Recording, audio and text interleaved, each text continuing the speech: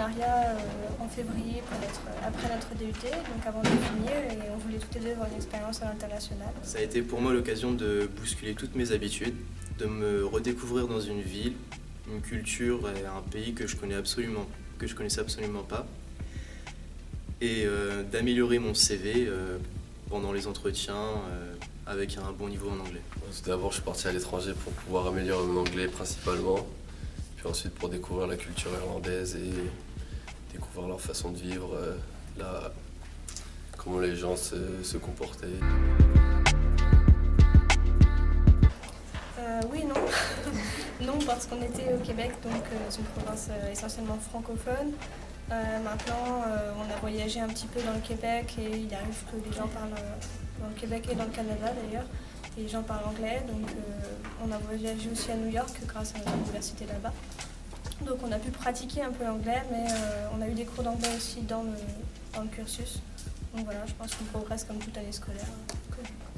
Nos colocataires étaient anglaises aussi, canadiennes. On parlait anglais un peu avec elles. Ouais, beaucoup, parce que la première difficulté que j'ai eue là-bas, c'était mon anglais. Tout d'abord, à comprendre les gens, pouvoir m'exprimer, mais au fur et à mesure, à force d'entendre les gens, travailler avec eux, j'ai su développer certaines expressions, comprendre, et mon expression en tout cas, et ma compréhension ont beaucoup amélioré.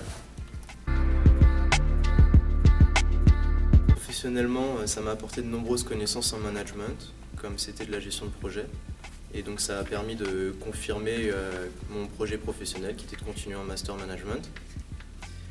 Et personnellement, ça m'a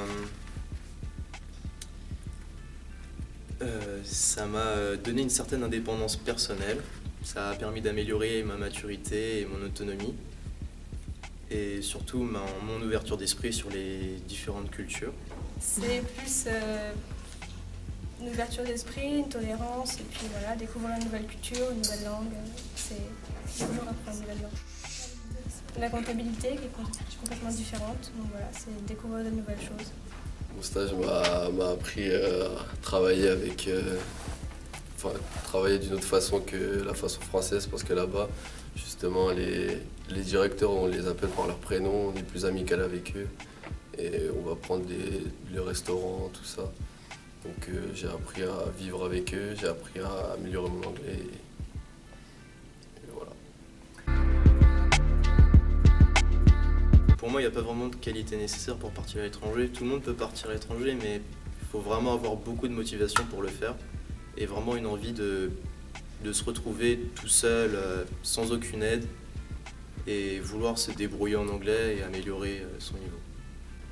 Pour partir à l'étranger, je pense qu'il faut être curieux, il faut être courageux, et si on part tout seul sans amis, il faut apprendre à cuisiner.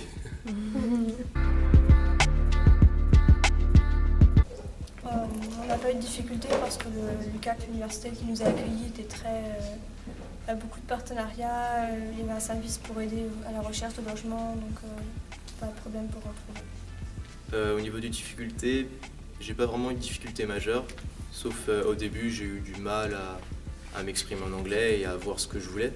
Mais c'est comme tout, c'est normal quand on arrive dans un pays étranger et qu'on est livré à soi. Hormis l'anglais au départ qui était très difficile, non, on m'a bien accueilli là-bas, on m'a bien orienté. Pas de difficulté à signaler.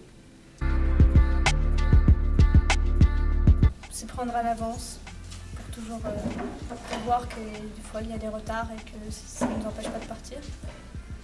Sur place, ne pas hésiter à bouger, ne pas hésiter à demander, d'avoir des questions, être curieux, c'est le meilleur moyen d'apprendre et de découvrir au mieux le pays. En dehors de ça, on va pas d'autre chose. Pour les futurs étudiants, vraiment se préparer à l'avance, préparer le stage, donc trouver un hébergement, ça prend beaucoup de temps parce qu'il faut commencer à connaître la ville, à savoir où est-ce que les hébergements sont situés par rapport à l'entreprise pour pas prendre le bus tous les matins pendant une demi-heure. Il faut trouver un financement puisque ça coûte assez cher.